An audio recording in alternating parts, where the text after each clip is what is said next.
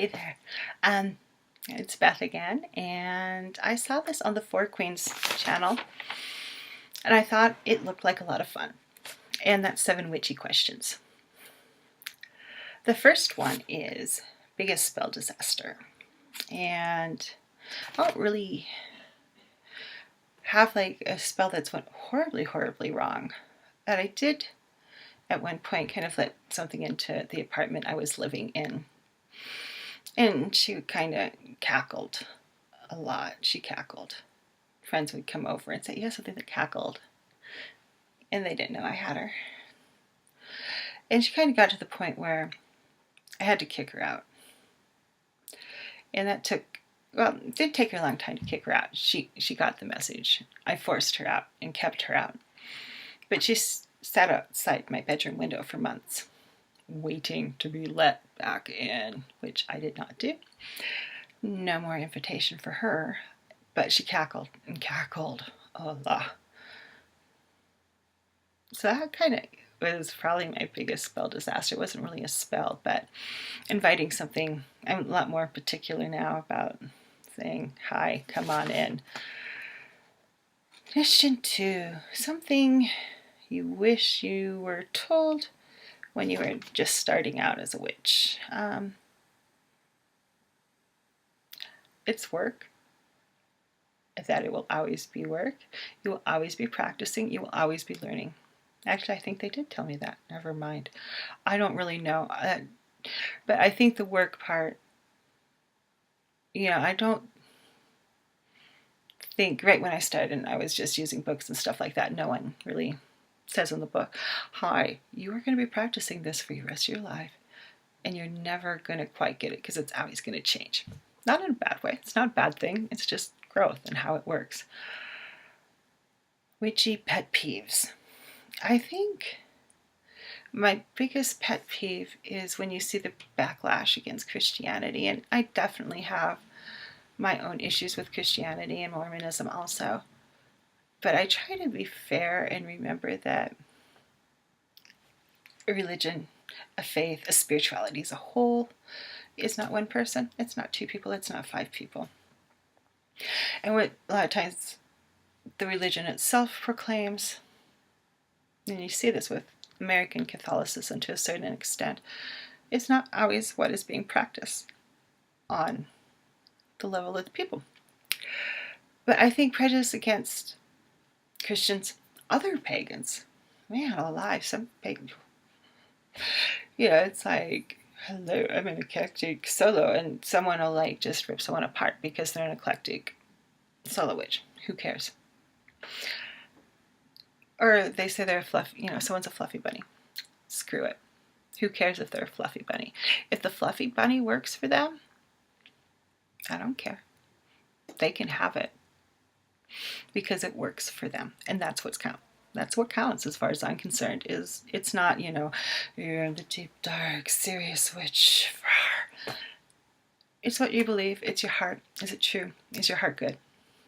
That's what really counts. And it's just that politics and the prejudice that creeps in to the pagan communities that, it seems to me that was something we were trying to escape when we left organized religions. Not that all people aren't, just because you're a pagan or non-Christian, whatever, doesn't mean you're not necessarily in something that's organized. But politics, prejudice, pet peeve.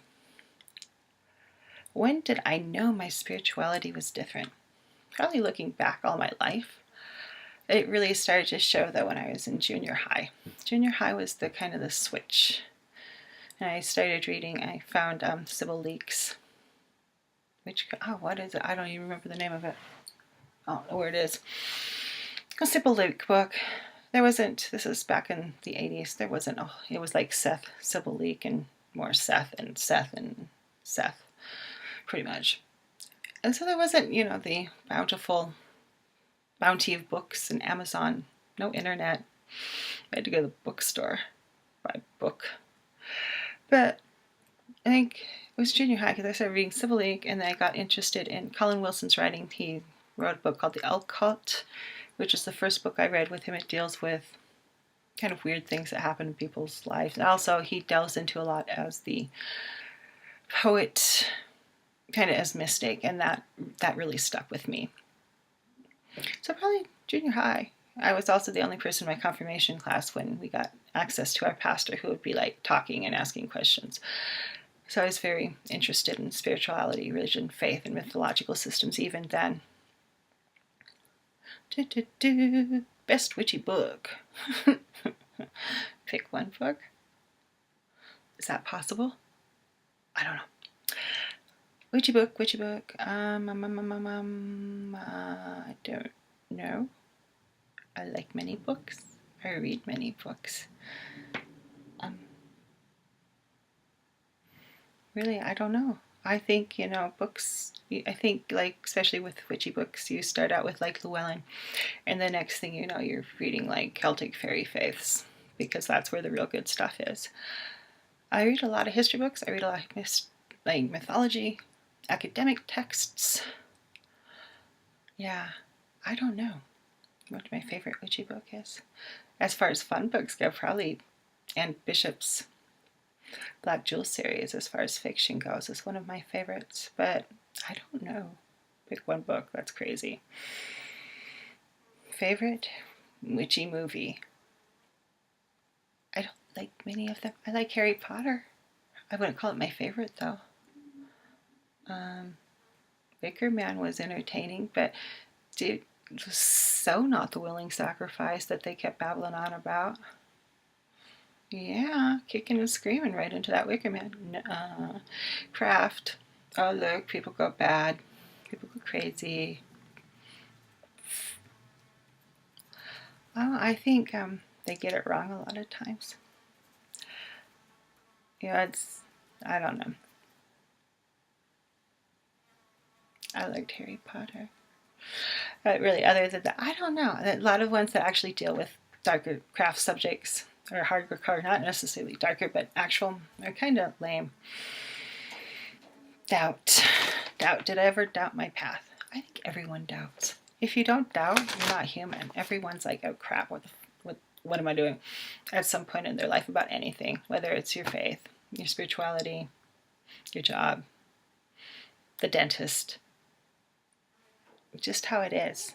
And yeah, that's my 7 witchy questions. If you're watching this, I tag you because this is kind of fun to do. It makes you think a little about where you've been, where you are, and what you've done. But yeah, books and movies, I don't know. That's a hard one because it changes kind of sometimes. I don't know. Robert Graves, actually Greek Gods and Goddesses. Robert Graves, Greek Myths, a really, really good book. The notes on that thing are thrilling, fantastic. Actually, I really like bibliographies. I read other people's bibliographies to find other books to buy and read. Bibliographies are such a wonderful, wonderful way to find books to read. That's it on the 7 witchy questions. Watching, I take you. Blessed be.